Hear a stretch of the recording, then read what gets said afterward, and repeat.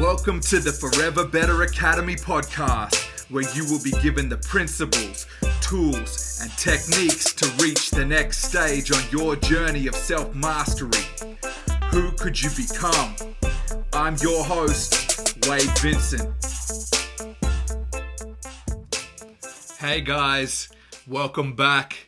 It's a pleasure to be here with you all again. I'm enjoying this process. I hope you guys are learning and experiencing some of the wonderful insights and, as I say, tools, techniques and principles that have helped me along my journey. So probably a good time to sort of rehash. That's what Forever Better is all about. So the key here is when I started this podcast, I wanted to take this as a way of my ability now to give back. So I've spent probably 5 years on my journey of self-mastery and growth and personal development. And in that time, I had a lot of work to do on myself, and I've spent many sleepless nights looking and searching and putting in the work to get myself to a point now that I like to think of it as you may have heard other people talk about, in that my cup is full. So now that I've taken and given myself all that time and nourishment, it's now my time to pay that forward and share that with others. And not to say your growth doesn't stop. It keeps going, but it's important to take that time and flip it and give back to others and share what you've learned. The universe is giving you these wonderful gifts and these insights and lessons. It's so important that we aren't selfish with those little gems and those beautiful wisdoms, so we pass them on. So I'm grateful for everyone that's here. I'm looking forward to sharing and growing together and just feedback in general. So I'd really appreciate if you have some insights on what you would like me to talk about or what's important to you on your journey right now and where you're at. And you want me to touch on specific topics, please share them with me. So you can find Forever Better on every social channel. Just search Forever Better Academy and you'll find us. So today, what I thought would be a nice topic to roll into off the back of the last episode, talking about where do you start. Right from there, I think it's so important to change your thoughts and you will change your results.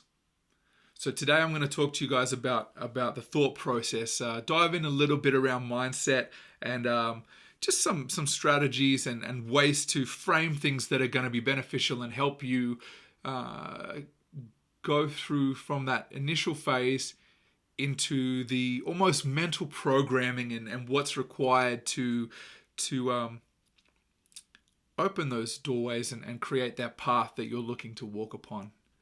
So I think a really key part that's helped me in a great way, it's probably counterintuitive. If you think about when you start learning anything new, right? You dive in deep and you nerd out. You start to think about, this excites me and I'll go down this avenue, or no, what about this? And the next leads to the next and leads to the next. And it's very easy to get caught in that consuming, because that's innately how us human beings are wired. We're consumers.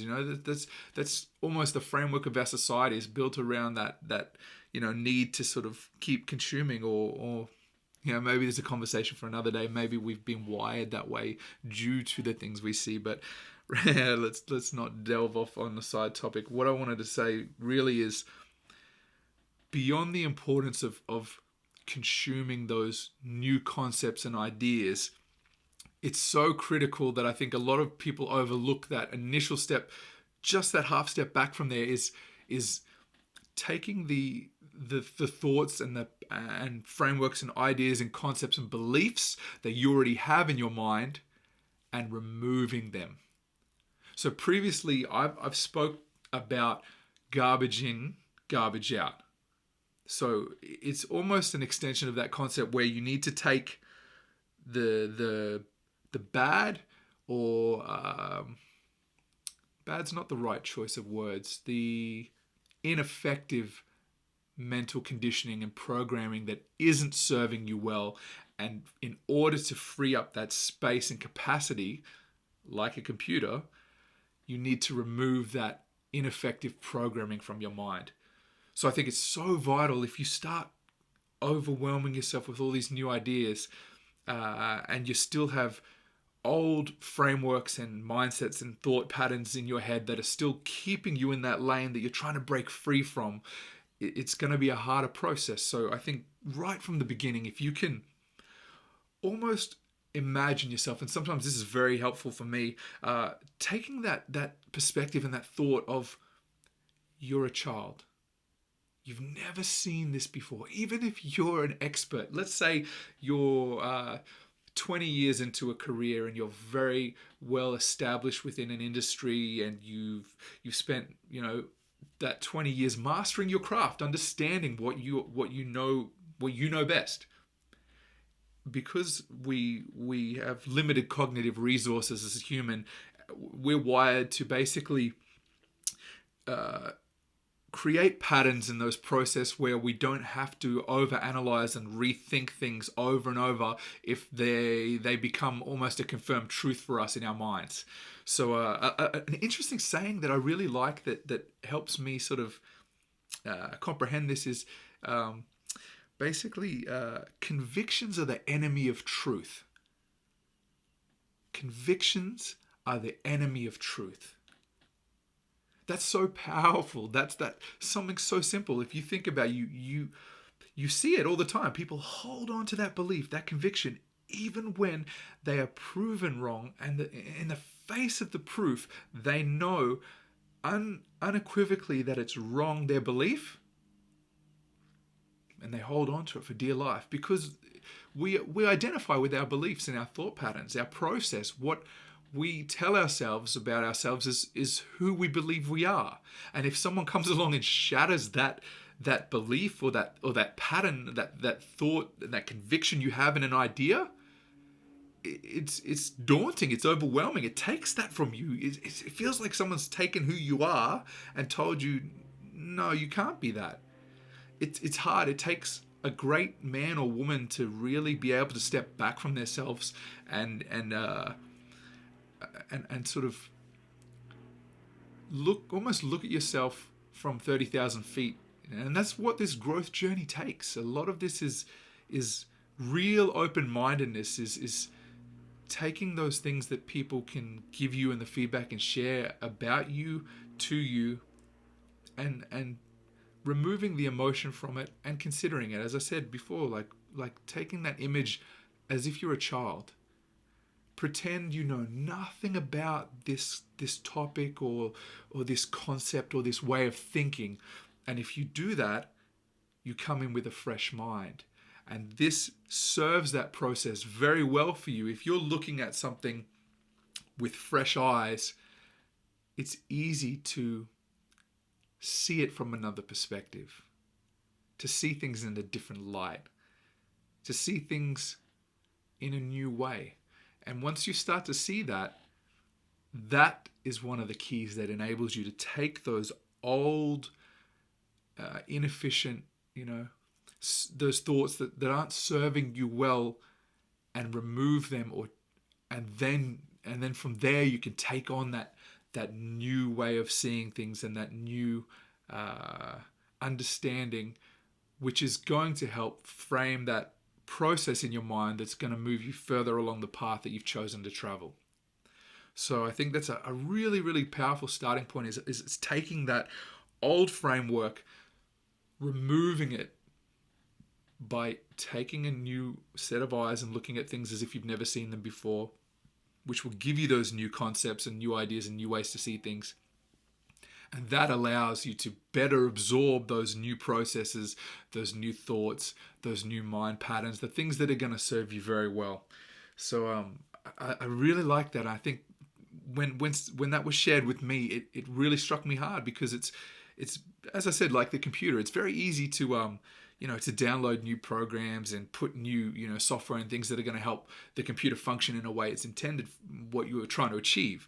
but you see that your computer starts to slow down because it's processing more information. It's connecting different patterns and recognizing all the data and information that the computer is trying to process to reach that outcome. And it's the same with our mind. If we're doing the same thing by searching and digging through answers that are no longer serving us well, we're depleting our cognitive resource.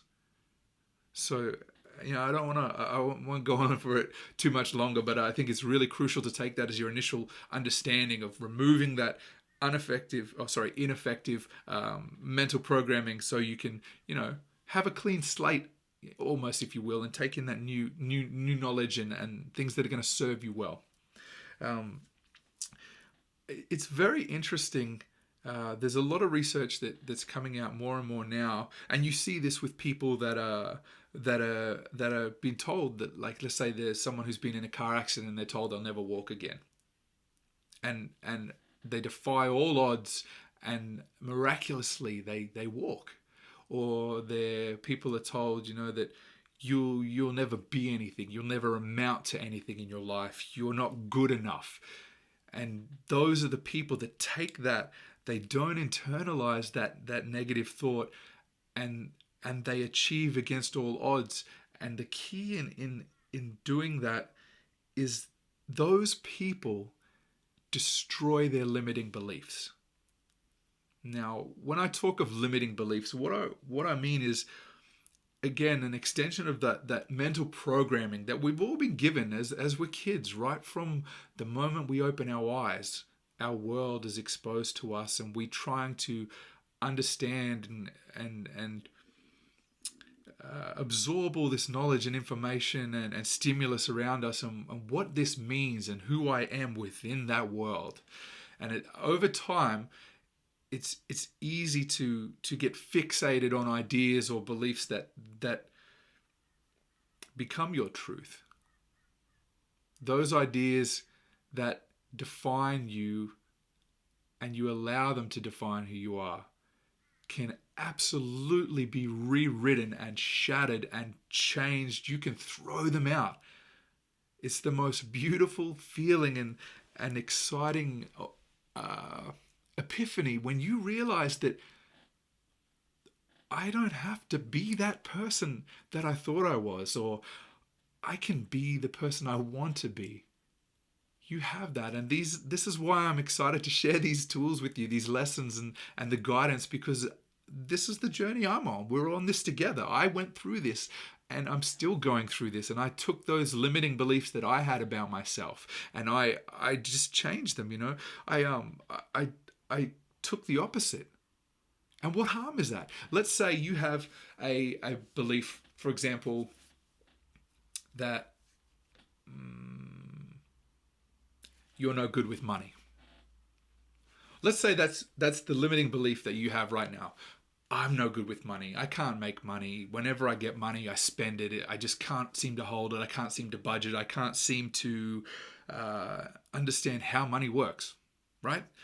That's a story. That's a belief that you're telling yourself who you are. You're internalizing that. You're taking that idea, that concept, and making it your reality. You keep telling yourself this limiting belief, and it becomes your truth.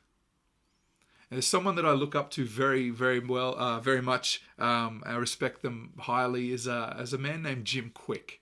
Many of you may have heard of Jim. Jim had a brain injury and was told that he would never be able to process and learn and have the same opportunities and abilities as other people around him.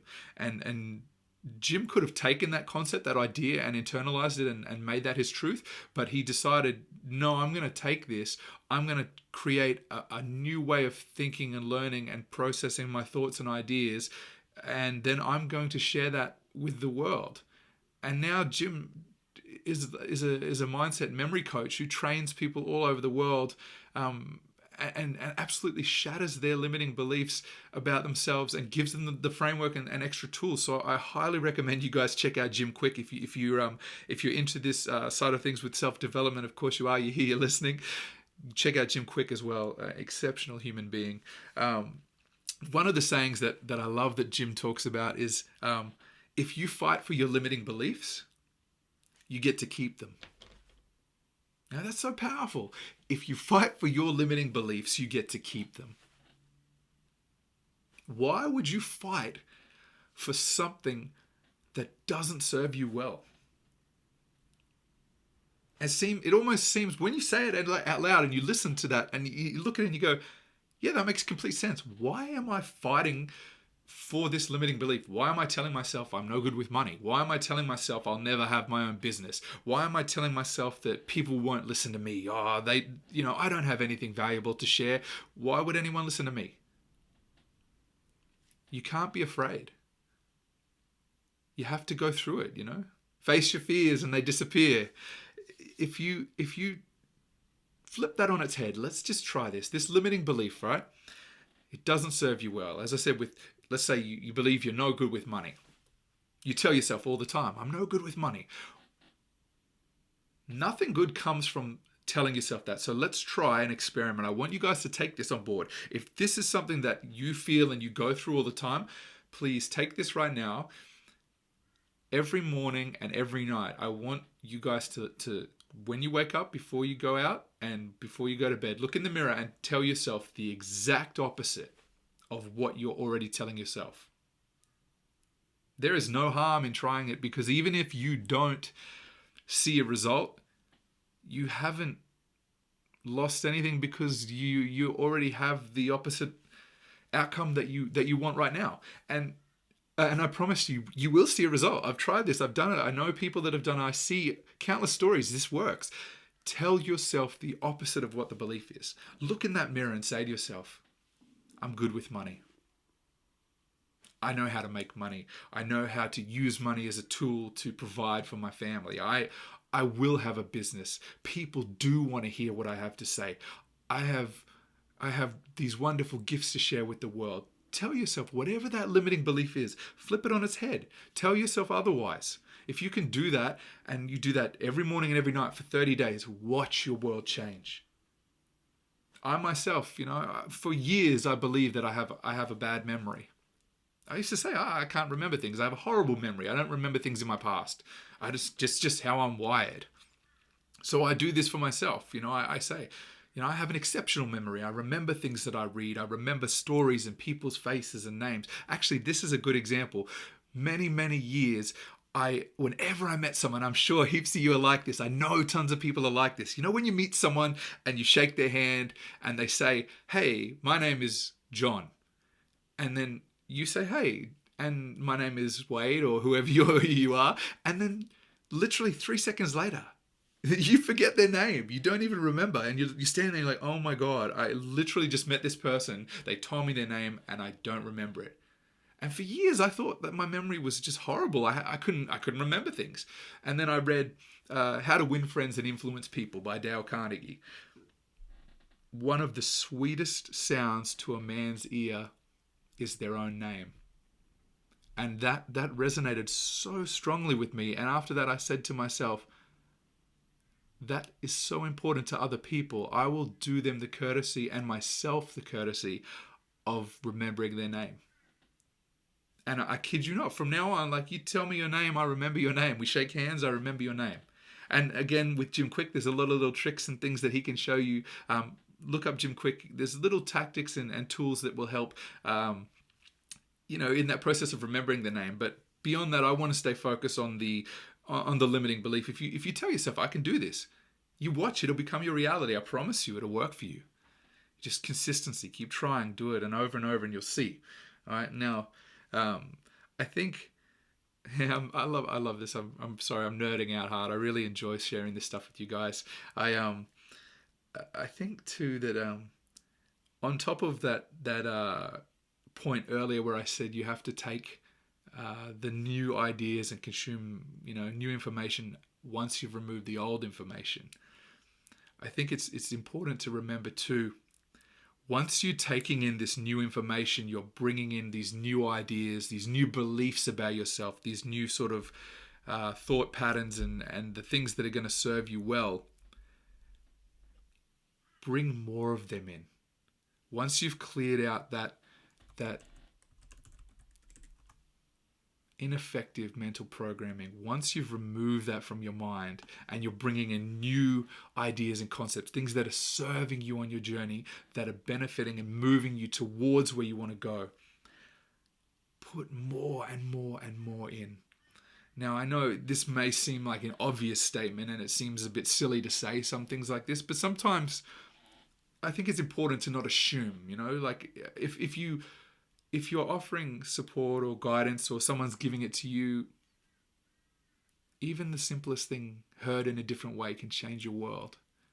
So I think actually I'd like to tell you guys a story, with I like the analogy of putting more ingredients in your head, right? So many years ago, and it almost feels like a past life, I was a chef. So my background, I'm a qualified chef, and I spent maybe 6 or 8 years cooking various different restaurants and sort of cuisines and different styles of food, and large restaurants and small little tiny cafes and all different offerings. Um,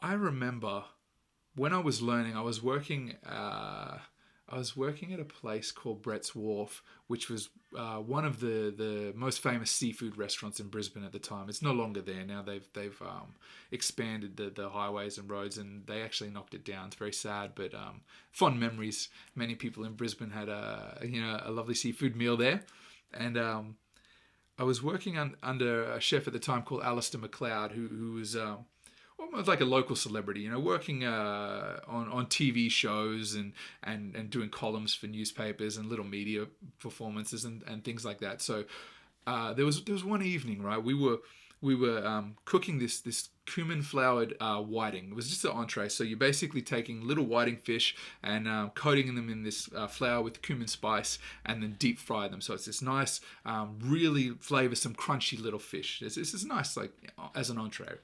And we coated all the fish in the flour and all the cumin, and it was ready to go. And I've thrown it in the deep fryer, and the deep fryer bubbled up, and the fish just started to obliterate, fall to pieces, just went everywhere. And I've gone to the chef, chef. This fish, it's all falling apart. What do I do? I've got all these orders. I don't know what to do now. And Alistair said, go and get the fresh ingredients. Go get different ingredients. When is this fish from? And I told him, this is the fish that we got in, 2 days ago. And he's like, no, let's change that. Let's go get new ingredients. Get the fresh fish. Go and get some fresh flour and the cumin, and let's remake it from scratch.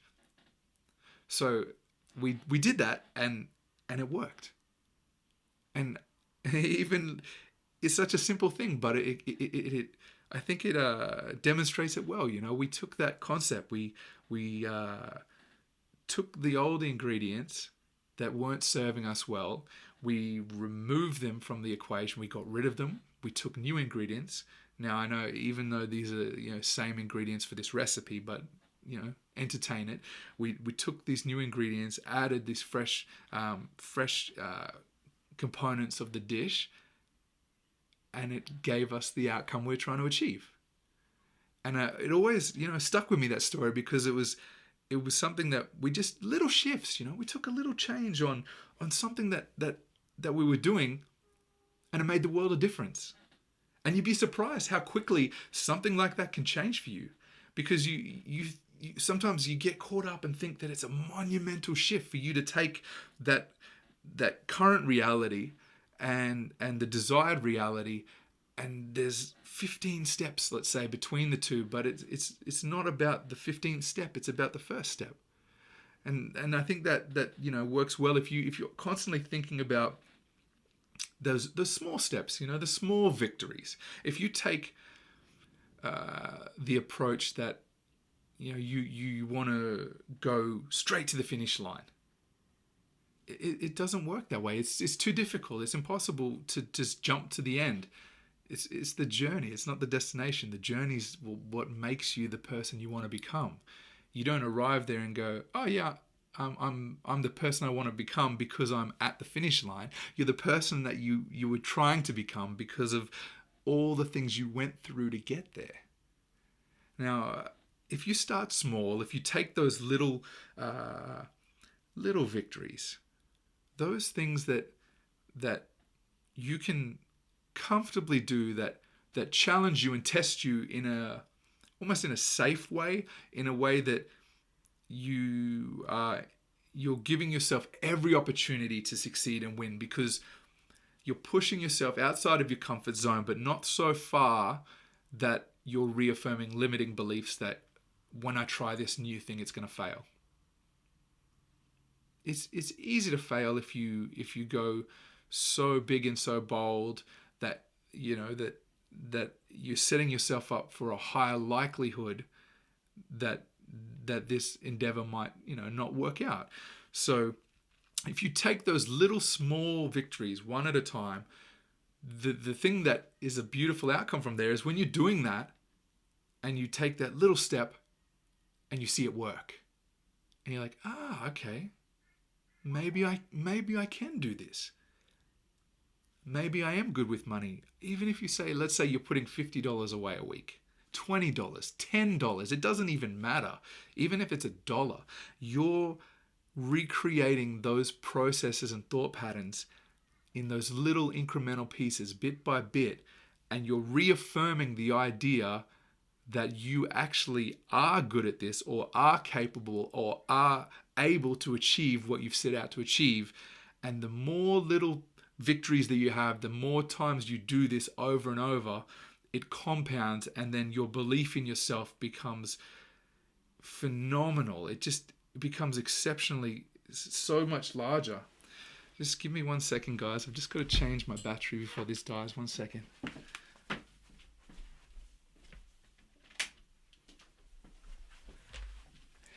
A bit of behind the scenes bloopers in the video, but that's what it's about. It's about taking those imperfect actions and making things happen. So that's a nice little a little bit of a Easter egg, a treat for you that are watching the video rather than listening on the podcast. So as I'm saying, it's important to take those little steps. When you have those small victories, they all compound, they build up, and you believe. You're like, suddenly, it's not just telling myself that I'm good at this. You're taking actions that reaffirm what you're telling yourself. So there's the two sides of the equation. You can tell yourself, and that's part of it, those affirmations you have to tell yourself, because you've got to give yourself that belief, unequivocal belief, I am good at this, I can do this. And then what you do to back up those actions is you take those small steps that show you that what you're telling yourself is truth. And then it all comes together. It's such an interesting thing, when you do that. And as I said, I'm an ex-chef. Now I'm in sales, in case you can't tell. And people buy on emotion and they confirm on logic. So this is a really nice, little tool, a trick for you to use. I don't like the word trick, but it's a principle, techniques that can help you. So, the emotion is there. You're telling yourself, you're emotionally invested. You're believing this is what I can do. I can tell myself that I'm good at something, or I've crushed that limiting belief. And then those little small steps that you take along the way, that's the logic that confirms it for you. You're selling yourself on this idea. You're selling yourself on the new belief, the new thought pattern that serves you well. And you're doing this all on your own. You don't even need outside help. Like, I give you some tools and things that have worked for me, and I'm only sharing things that have worked for me. I'm not giving you ideas or stuff that sounds nice or is woo-woo or some mystical concept. This is stuff that's everyday, simple little things that have helped me and changed my life. So I think it's so important, and off that excitement that comes from that, you feel it. You're like, oh, my world's changing. And then when you do that, more of your attention goes to those things. It's like the saying, where attention goes, energy flows. So you start to see, and when you feel like you're having those wins, you start to feel good, and you're tying in that emotion of of this makes me feel good, and you're giving yourself that rewarding experience, and you're driving yourself towards that. It's a self-fulfilling prophecy. It all works if you have those beliefs, the new belief patterns you're telling yourself, taking those little actions to reaffirm that the belief you're telling yourself is true, seeing the small victories and winning, your energy is flowing in that direction, and it's just taking you where you want to be. And the best part about it all is you're steering the ship. You have complete control on this. It's the most wonderful thing when you internalize and you take that, and you can be whatever you want to be. You can do whatever you want to do. It's your freedom to choose. It's a wonderful thing. You can take that and you dictate your life. Now I want to share one last story with you guys before I head off for the day, and I think it's surreal to me. It still spins me out. I as you probably are already aware, I believe in the power of manifesting, right? And this is what this is on a small scale, is you're manifesting those results that you want to see, that are going to drive you on your journey to the destination where you want to go and make you become the person who you choose to become. Now, what I did when I was experimenting with this, I was told things about, if you have that belief without any doubt, no, not an ounce of doubt or a shred of disbelief in your heart and your soul, you can turn that into reality. Now, I tried this with a baby step, as I said before, starting small to reaffirm my positive beliefs that what I'm telling myself does work and is true. After I finished my career as a chef, I went into logistics. So I had the overlap of food service experience. So I dove into the food service logistics area. So I was working, basically I was driving trucks, delivering frozen and dry foods and cold store foods to the restaurants and kitchens and chefs that I used to work with and were colleagues of mine. And at the time, driving around in the truck was very beneficial because I had time to think. I was alone. So I would listen to podcasts every day, and I'd take in new thoughts and take in all of that good information. And after I'd expelled all the negative patterns and process that wasn't serving me well. And one of the episodes spoke about this manifesting. And so I thought, okay, without a doubt, I'm believing in this process. I'm going to take this on board, and I'm going to start simple. What's something that I can do and believe in that isn't far-fetched, that I can prove this to myself? And then it came to me. I'm going to manifest one of my customers today. When I deliver to them, they will be wearing a green blouse. Something super simple. Nothing that changes my life, nothing that affects me or gives me anything that's going to materially impact who I am, but it actually does, because it was something that confirmed that truth to me. So I took that and I internalized it without a doubt. I am going to deliver to one of my customers today, and they will be wearing a green blouse.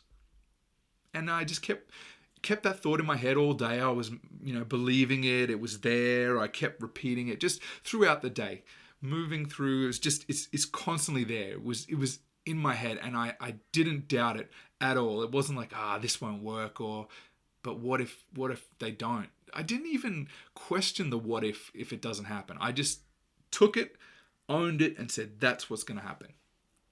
And I remember it was the Pineapple Hotel. I pulled up to the Pineapple Hotel, and we used to deliver there early because if any of you in Brisbane have been there, it's a very popular steakhouse and hugely busy when it's lunch and dinner. So we used to deliver prior to that, and we'd go in with a key, and we'd go in. Sometimes the bar staff would be getting ready. And I remember driving in. I pulled into the car park in my truck, And I had this feeling, it just hit me. And I knew, I was like, this is the place.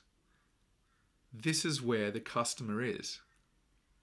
And I walked in the door with the first delivery load, and I kid you not, a woman came to the door to greet me, and she was wearing a green blouse.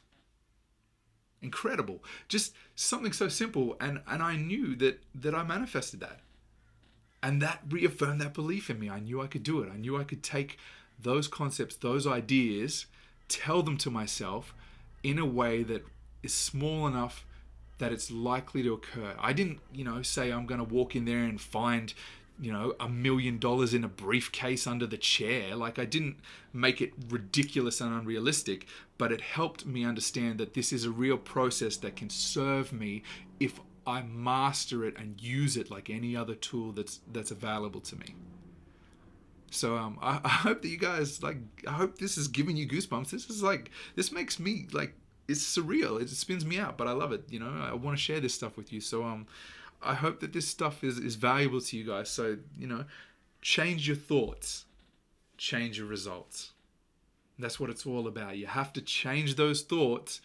You can't use the original thoughts and the patterns that weren't serving you and getting you to where you want to go to get there. Okay? So this has been a pleasure. I'm very blessed that you guys are here with me, and I will continue sharing some wonderful tools, techniques, and principles to help you on your journey of self-mastery. And remember, who could you become? This is your journey. Who could you become? Who do you want to be? It's on you. You can do this, and I'm with you, okay? So thank you again, and we'll see you next time on the Forever Better Academy podcast. This is Wade Vincent. All right, guys. Talk to you soon.